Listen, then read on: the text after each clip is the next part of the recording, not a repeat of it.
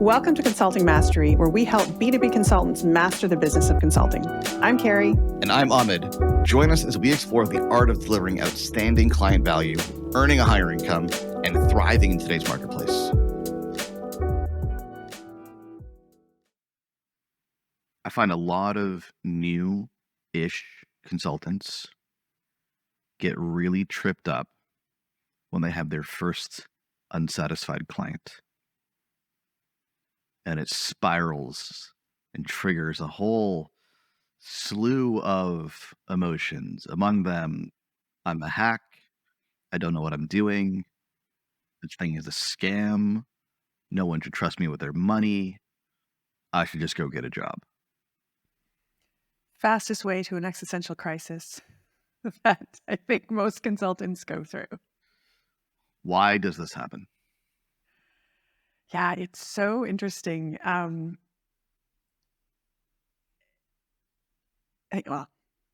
there are several paths I want to go down here, but I think there is such a link, or people create such a link between their personal identity and the service they provide, that somebody being unhappy with something feels like they are, rejecting you as a human, right?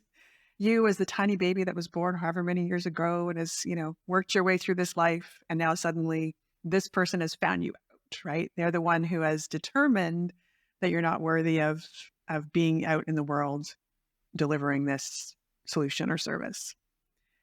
And it's really, really interesting because the way I see it, the inability of a lot of people to, most of us at some point or another, to separate the work from the human has a ton of benefit, right? That's the thing. That's what has you showing how much you care about your clients. It has you kind of, going the extra mile and really stepping up and doing what needs to be done. Also, punch in the gut when things don't go perfectly well. Yeah, I feel like the kind of quintessential challenge of being a consultant is the offer and the service is tied to who you are as a person. Like you are the offer, right? You are the service. You are the delivery mechanism. You're the one fulfilling on the promise. And that's a lot harder than if you're selling a widget. If I sold the pens, first could have a pen in front of me. Well, if I'm selling pens and people like the pens, I can fix the pens, right? If the thing doesn't click properly or the clip breaks too easily, as mine clearly is broken, right? Okay, well, I don't take that or interpret that or read that as a personal attack or an affront on me and my capability. And I can contact my pen manufacturer and say, hey, customers are complaining that this thing doesn't work or this thing breaks. Can you fix it? It's on them, really. It's not on me, right? But in consulting or any kind of advisory business, when things go off the rails, I don't just mean in dramatic ways. I don't just mean like really unhappy clients, but I mean even just mildly unsatisfied clients or clients that are kind of, low key complaining or grimacing about something, or clients who are not getting the results that they want to get for perhaps reasons that are not your fault. There's this really strong tendency, and I think it's human nature, to blame yourself and to take an unreasonable amount of ownership for the situation on yourself. And then that's a really slippery slope, right? Because it's hard to compartmentalize those experiences. So if I'm talking to Carrie, if you're a client of mine and you go, Ahmed, you suck and never should have worked with you, and this has been a gigantic mistake, right? I mean, rude. We should say that to somebody, right? But let's say you did when you were a rude person, right? And then I get on my next client call, like, how is that not going to affect me? How is that not going to show up on that call or get on a sales call? How is that not going to affect my confidence, right? So it's very hard to, I think, compartmentalize these things and not attribute the failure to yourself when you're a consultant or an advisor or a service provider of some sort in delivering the promise. It's really all about finding objectivity, because the reality is, in some case, you may need to attribute the failure to yourself, right? Like this may be a way of learning that something you are doing, something you're trying, something you put out in the world isn't working the way that you would want it to. And, if we're at that end of the continuum and that's the case, then the goal there is to objectively be able to see that, to separate the thing you did from you, right? I'm not a bad person. This just isn't working the way that I expected or wanted it to. And then use that information to make adjustments. And then you work all the way to the other end of the scale where a client is, frustrated or upset or annoyed because they're not getting what they feel that they deserve or what they want. And maybe it's something that you don't have any control over. Maybe it's them, right? Maybe it's just a mismatch of what they were expecting and what you're providing. And so the real thing is to be able to step back, and this is, much easier said than done, to be able to step back and objectively analyze what happened and then figure out how to react. The challenge as humans is we react first, right? And we can be several days into the spiral before we are able to take a breath and determine what actually happened and what makes sense in terms of how to resolve it. Well, we did a whole episode on this, and I'm searching for the title of it. It says Consultants Live and Die by This. And the description says, if you haven't heard this one, I'd go back and listen to it. It's very related. The description is consultants live and die by their results, but how do you own the results when you're not fully in control of your client? How do you improve your odds of great results, etc.? And so this really speaks to that kind of dilemma, right? Where, you don't fully control the results of the outcomes as the consultant. You are still the external consultant, service provider, advisor, hired gun. You don't run the client's organization. You're not the CEO. Even if you're doing some kind of a done-for-you engagement, you're going to rely on inputs and contributions from the client to a certain extent, right? So you can't argue in any context that you have full control over the results and outcomes. At the same time, the clients are hiring you because they want results and outcomes, right? So there's this dilemma. And I think a lot of the problems begin in the sales conversation and the expectation setting that happens in the sales conversation, right? So there's this tendency to just make a lot of promises in the sales conversation and not really bring up anything that might cause the client or the prospect to pause or to ask questions or to doubt anything, right? Because what kills sales? FUD, right? Fear, uncertainty, and doubt. So don't instill fear, don't bring up uncertainty, don't bring up doubt. But often that results in major conflict in delivery because you were expecting the client to fulfill a role, to contribute something, to have a certain input into the process. And when they don't do it, or they do it haphazardly or ineffectively, it impacts the results of the project, and then they blame you. So I think a big part of this is being very clear up front. And you will, by the way, you will create a ton of trust and goodwill by doing this. Like to say to the client, listen, we all have the same goal here. We want to get these results. And to get these results, here's what we're going to do. But for us to do these things, here's what you have to do. Here's what you own. Here's your contribution. And if these contributions aren't made effectively, on time, at a certain level of quality, whatever the considerations might be, then that throws the entire project into jeopardy, at risk, right? Now, it's hard for them. First of all, I think they trust you more now because you're not trying to close a deal. You're trying to be very clear about what it's going to take to win to get the results. But then when something does happen, when things do go off the rails, now you have a partner at the table. And I think that's the healthiest way to look at these relationships is their partnerships who all understand what their contribution was, and you can have an intelligent conversation about why that contribution missed the mark. Yeah, and as we're talking about the sales conversation, there's also a point to be made just about client consultant fit. And we had a conversation about this with some clients recently, and one of the things that popped out as we talked to this person that we were working with who was really struggling with the fact that they had, their first client after many who was less than excited. And we got to a place where, in retrospect, they realized that this just might not have been the right client to be working with as well.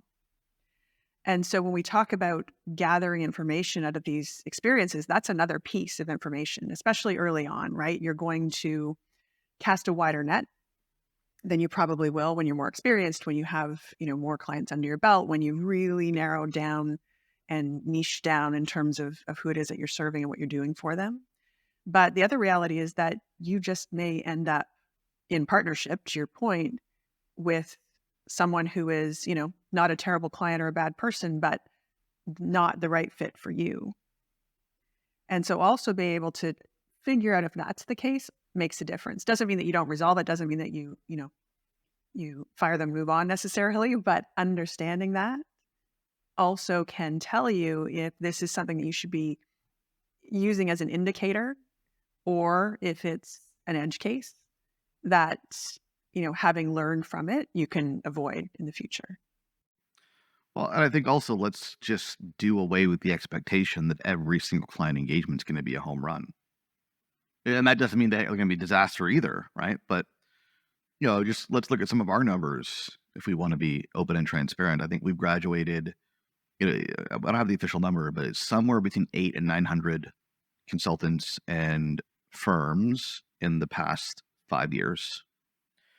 And we have somewhere between 150 to 200 published case studies and testimonials. That sounds about right. Like, it's about probably a 30%, give or take, right? Like that's somewhere between 25 and 35% of our clients have become published case studies and testimonials.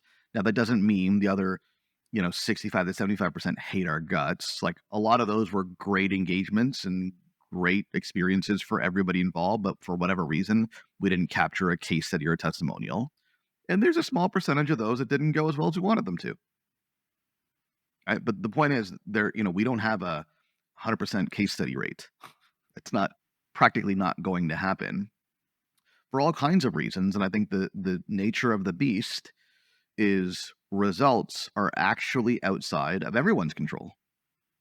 They're outside of your control as a consultant, and they're outside of the client's control because there's so many uncontrollable factors and unmitigable. Is that a word? Non-mitigatable. Okay, I'm making up words, right? Risks you cannot mitigate. Okay, and if that's a word, I'm impressed that I knew it. That you simply can't do anything about, right? And that's kind of the grown-up conversation with the client is, yeah, we want these results, but here are the risks. And there's some risks that we can mitigate. Here's how we'll do them. And there's some risks that we can't because nothing's 100%. Yeah, and along the timeline of an engagement, it's also important to recognize that things don't run on a straight line.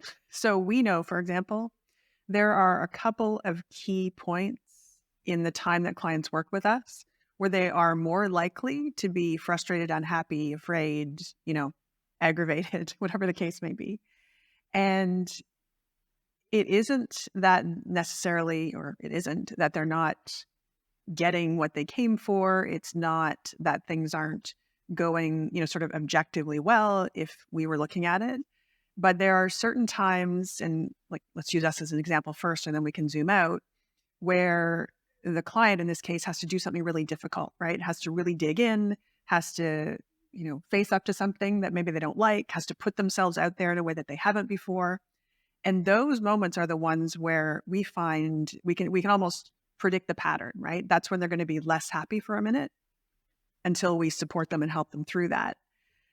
And so I think where I'm going here is that it's also often not the case that a client being frustrated or upset or, seemingly unhappy in some way is a real problem. Sometimes it's part of the process. Sometimes it is necessary.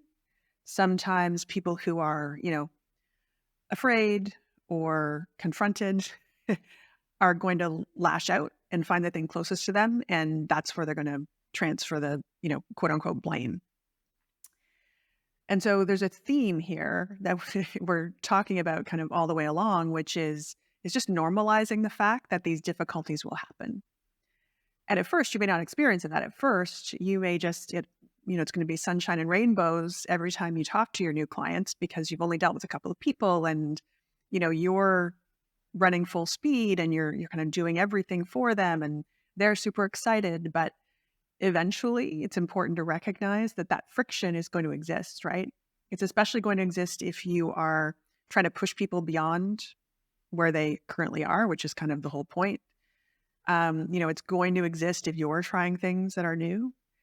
And so, if there's one lesson out of all of this conversation, it's really about normalizing that you're going to go through these situations and then figuring out what they really truly mean without going into the death spiral of taking it entirely personally and deciding that you need to pack it in. So here's something interesting. What does client mean? What is a client? Okay. So there's your basic definition that we all know, but what's the origin of the word? The origin of the word client is a Latin word, stem of cliens, which is a person seeking the protection or influence of someone powerful. So there's this element to the word client where the client is somebody who is seeking your protection. They're under your care. You're there to take care of them. And I first heard Jay Abraham talk about this, and his perspective on this is you need to view your client relationships from this lens. You're not there to provide a service. You're there to take care of them, take them under your protection. And I think the emotional journey that clients go through is such an interesting conversation because how many consultants are considering that emotional journey and building in mechanisms that will help facilitate that journey and minimize some of the risks of them falling off the emotional roller coaster. It's not just we do this thing and we have these deliverables. If that's the extent of how you see your relationships, your client relationships, we do this work, we deliver this service, there are these deliverables. And, beyond that, the logistics and the tactics, you're on your own. That's a very narrow view of the relationship, one that's very transactional, one that's not going to yield very good results, frankly, one that's not going to yield a lot of repeat business, one that's not going to yield a lot of referrals, and one that's not going to be ultimately very profitable for your business. But if you truly view your clients as people that are under your care, they're under your protection, your job is to take good care of them, both by delivering the service and fulfilling your promise contractually, but also by managing their emotions and their emotional journey and helping optimize that to yield the outcomes you're looking for. I think you get better results. I think you get more repeat business. I think you get more referrals. I think your business is more profitable. Well, and what is required for you to be able to look after your clients' emotional journey is for you to be able to manage your own emotional journey. And what tends to happen in these scenarios is we become very self-focused again, right? Something went wrong. Oh my God, it's about me. What about me? What can I do? What did I do? How can I fix it? How do I change my life to make sure this never happens again? And as in most things in the world, when you're trying to move past something, focusing on somebody else is a great strategy, right? So, maybe that's the hack. Maybe that's the shortcut is when this happens. The question is, how do I support my client through this, right? What does it mean to them? As opposed to going down the path of it's all about me. What does it mean to me? Yeah. Yeah. And I think, again, a lot of this comes back down to how the relationship is framed to begin with. We talk about this concept in our program of power positioning. What is power positioning? It is about taking back power from the client. Right? Clients have power when they see you as one of many interchangeable options that they can choose from. And they're generally going to choose the one that's going to be the cheapest if everything looks the same. And that's not good for you because it means you're going to compete on price and you're going to be completely susceptible to the client's decision to choose who they want to work with. And you're going to ultimately compete in a race to the bottom. What you want to do is take back the power, kind of flip the script, right? And differentiate yourself as the best choice, the only viable choice in your market, so that clients see you as the very best option and everybody else as some kind of a compromise. Now you have the power, but that power will carry forward in the relationship, because now that the client respects you and sees you as the only option, that when things go off the rails or there's a challenge or there's an issue, they're not going to be quick to blame you. They'll be quick to seek your advice. It's the difference between this happened, why are these results like this? What's going on? What are you doing to fix it? And hey, what do you think is going on here? Where do we need to right the ship? What are you seeing that we could adjust to get this project back on track? What's your take on this? And a lot of that dynamic is set in the sales conversation. Yeah, well, a lot of that dynamic is set in the marketing, frankly, and continues through the sales conversation and through to the delivery process. Yeah, agreed. The one thing I would say, though, I think power is a tricky word here, because what we're not talking about, I don't think what you're talking about, correct me if I'm wrong, we're not talking about taking power away from them so that you have more, right? What we're talking about is getting to a place where really you're both on the same side of the problem, right? Where you see each other as integral to this solution in, whatever agreed upon manner that might exist. And that, to me, there's something there, and this goes back to maybe the conversation about how the relationship is framed, right? Partnership, or you being there to protect and take care of, in some ways, the client. But it's really about putting you and the client in the best possible position to be able to solve the problem. To me, that's how I think about power, but I'm curious what you meant when you said it. Yeah. The thing is that so many consulting relationships are predicated on the client having all the power, and the client believes that that's the case, and the consultant believes that that's the case. So therefore, the consultant does and says whatever they need to say to win the deal, and negotiates price and negotiates terms and essentially bends to the client's will to negotiate the deal. And now the client knows they can walk all over you, and then they will. They will, right? First sign of trouble, it's your fault. You screwed up. You need to fix it. Yada, yada, yada. And this happens, and don't feel bad. This happens to solo consultants. This happens to massive consulting firms, have this same problem, right? And I think the goal ought to be not that you're stealing power away from the client and therefore, abusing them, but the goal ought to be to take back some of that power to level the playing field, so that now you can truly operate as partners. Because I've seen this a million times. The best consulting engagements, the ones that are the most successful, are the ones where everybody has a vested interest in the result. Everybody is committed to the result, and you're operating truly like partners. Although money's changing hands one way, the kind of the operational dynamic of the relationship is it feels like a partnership. That's where you get the best results. But you need a certain balance of power in order for that dynamic to be effective. Yeah, agreed. So if we circle back to where we started, what is the path to getting past over through your first unhappy client?